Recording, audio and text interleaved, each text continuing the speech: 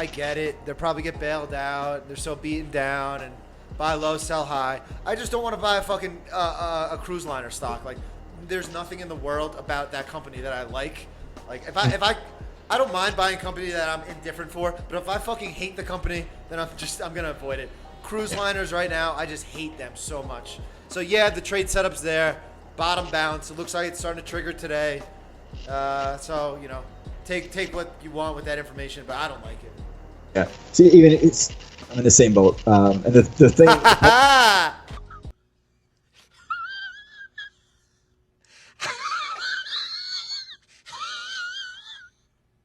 Oh, I didn't. The trick part is his game plan is to buy 50 versus the low of the day. So realistic. When it's a macro level. Problem is that his day one risk is 20%.